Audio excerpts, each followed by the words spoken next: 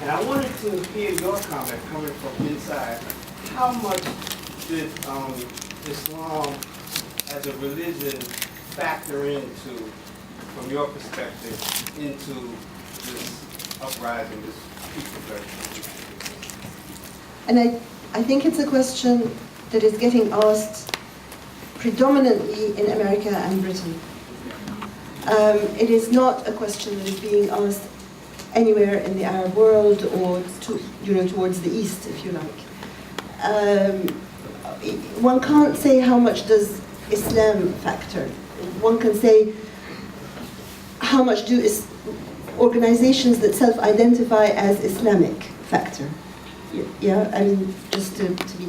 So here we're talking about the Muslim Brotherhood and about the Salafis, who are sort of more we're different anyway. I would say that the presence of people who would identify as political Muslims was about 15% of the presence on the street, which I think is about right. That's about what they are in society at large.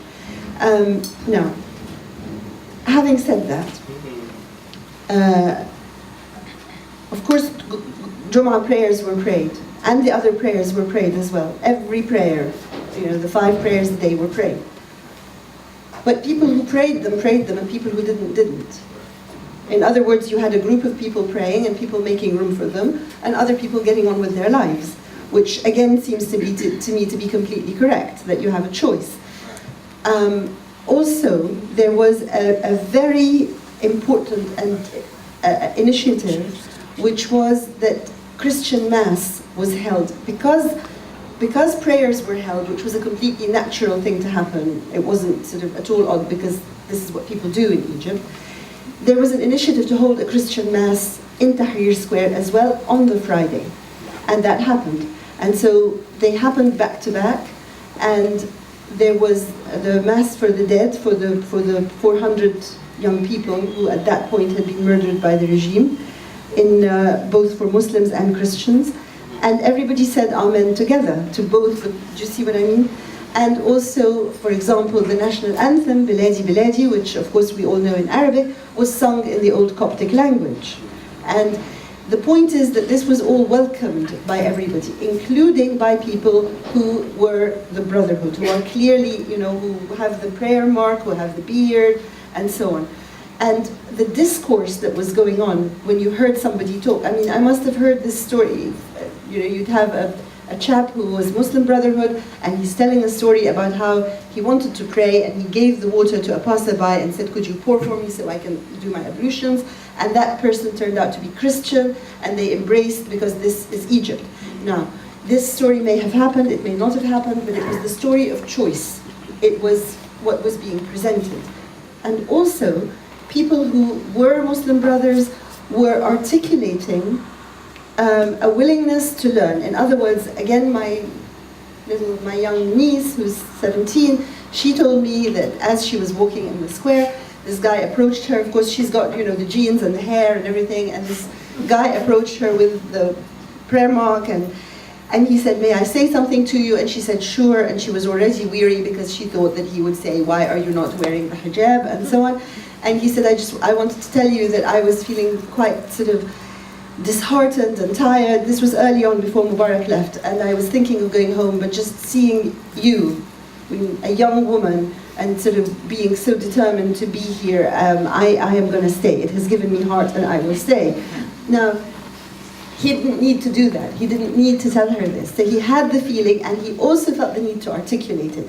And from the other side, again, a cousin of mine who's about my age and who is also very, she said to me that, quite frankly, I could never say this before because I was embarrassed, but I was scared of the women who cover up. And I was particularly scared of the women who wear the niqab and just show their eyes. And I was sitting in the square, and 5 of them came and sat next to me, and I was uncomfortable. And then they started to speak to me, and they started opening up their food and sharing it, and we just got talking about our lives, about everything, and I just realized that we were completely sisters. And in fact, that night was the night that Mubarak refused to leave, and where people were so incensed that they actually many moved out of the square and took over the presidential palace. And she and that group walked together all the way from Tahrir to the presidential palace. So what I'm trying to say is that what became apparent is that the Islamists are part of the texture of society. They saw themselves as such, and the rest of us saw them as such, and that is part of the spirit that we want to keep. For so many years, Mubarak and the regime perpetuated this lie, both to the Egyptian society, but also to the United States, to secure funding and support, that he was a bulwark against the rise of Islamic fundamentalism in Egypt. And also to foment these divisions between Muslims and Christians. And we're actually seeing now that a former Interior Ministry State Security chief is being investigated for orchestrating the bombing in December of a church. So, as Ahdaf was saying, what we saw in Tahrir was about 15% of Tahrir was the Muslim Brotherhood. I would say that's the support they have in the country. They're a part of Egypt, they need to be included in it, and political Islam is always going to be a part of Egypt, and there's nothing wrong with them running for parliament, running for president. I think a lot of people in Egypt within certain segments of society bought this lie and supported Mubarak instead, but that myth has been shattered. That social solidarity which made people bring stuff into the square, which made people volunteer food, volunteer service, these are the inclusiveness. This is all, I would say this is the Islam that I grew up with, before it became embattled and, as Omar says, with its back against the wall. And this was what was being expressed. On Thursday night, when Mubarak made his speech and said he was staying, where were each of you? I was in the square, and it was really eerie. Like, we'd spent the last 5 hours thinking he was going to go, and there were all these rumors flying around that the head of the army had said this or that, and no one really knew, and we were we were just sat there as usual. And then when he started to speak, the whole square kind of went completely silent, and everyone was gathered around, like someone had a radio or someone had a mobile phone, and they were saying, they were hearing and they were speaking out to everyone else, and there were some speakers where his very, very deep and quite powerful voice was kind of like wafting over to the square. It was really quite terrifying. Were you filming at this point? Yeah, I did film that. That wasn't very pleasant. Yeah, I was in the square as well, and there had been a kind of celebratory atmosphere. God knows why we thought he was going to go. There'd been another wedding, actually, just before. Yeah, there'd been a wedding, and also there were several stages. People had brought in stages and loudspeakers, and there were bands playing, and it was like we were celebrating already. And it was like he was just going to sort of say the last word, or say whatever, good night, and waiting for him, and then it started, and then after a bit it kind of didn't feel like he was revving up to go. It was and it was the same discourse and the same slowness and ponderousness and the same sort of lies, basically. And then he came to a point where he said, and in my youth, and this great groan went up from his don't do this, And then he wasn't going to go, and there were people were crying, and people were furious, and the cry went up, يلي ما بتفهمشي ارحل يعني امشي. You who don't understand, depart means go. And people sort of just turning to each other and saying, I can't believe this, what does he want? This is beyond boring. That's the thing. And really, I think, we had a whole battalion of what you would call football hooligans. They were the official supporters of the football clubs, and they had been instrumental in the first day in breaking the police cordon. They'd gone to the front of the demos and they had crashed through the police cordon. And then they were brilliant in keeping the square alive, particularly late at night. And at that moment when Mubarak left, and just after sort of everybody caught their breath, they were, they had their leaders up on their shoulders, and they got all the sort of big chants out when he didn't leave, when he said he wasn't leaving. And they just sort of brought up the spirit of the square again. But what what was scary was that I thought, and many of us thought, that if after all this he had decided not to go, he must have a card up his sleeve, and something terrible was going to happen. Like, really, I would have said that next day there was going to be a massacre in Tahrir. And the fact that people turned out, I mean, that next day, that next Friday, that was when 18 million people were across the cities of Egypt, and then he left.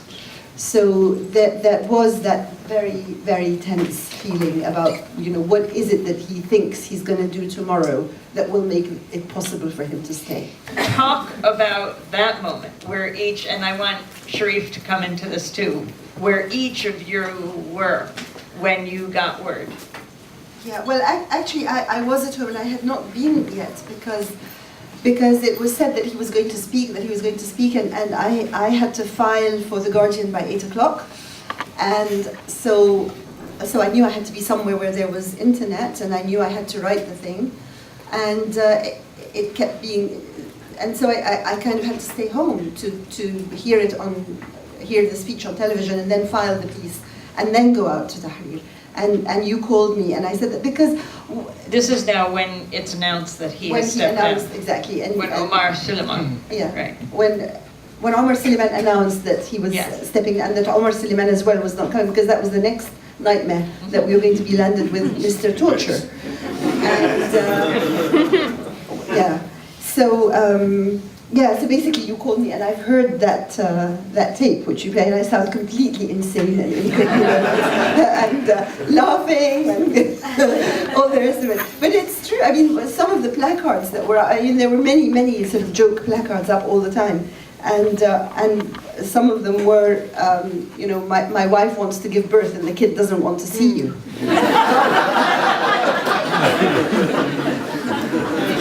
Well, I'll say before she did, I went to the square later. I mean, I sort of filed my piece and spoke to you and rushed out, and stupidly took a car, of course, because then I got completely stuck in it, and there was jams, and people were standing in front of the cars dancing and all the rest of it. And eventually I got to the square, and I met him, and we just couldn't speak. I mean, it wasn't like the man tears were over by then. but it was just like sort of, you know, we just kind of walked around the square. And at one point, he just said to me, "Can you believe it?" And it was just incredible. And the songs, the two anthems. I'm going to say two things. The two anthems that were played over the loudspeakers straight away were songs from the 60s. And one of them was Bil Ahdan, Abdel, which is, it's a song about coming home, coming back to your country and embracing it, and then mentioning all aspects of it, you know. And so that was that homecoming. And the other was Al-Watan al-Akbar, the greater nation, which was an anthem that was sung by several singers, each from a different Arab country, and that mentions each Arab country by name and sort of praises a revolutionary process in that country. Those were the two anthems. For the chants, which is the cheers or whatever they are that we do in Ahdaf, there were three.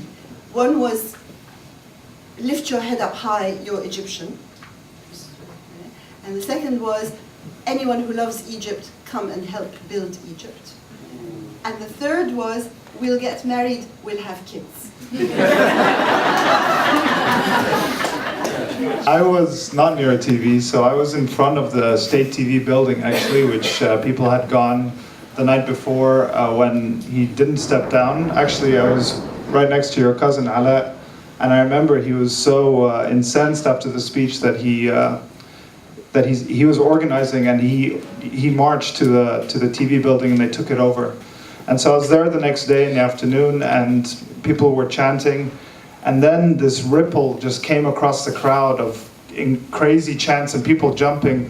I didn't know what was going on, and this guy, I remember this massive guy, just turned around and hugged me and started jumping with me. So I said, hey, what happened? He goes, "Mish عارف, I don't know."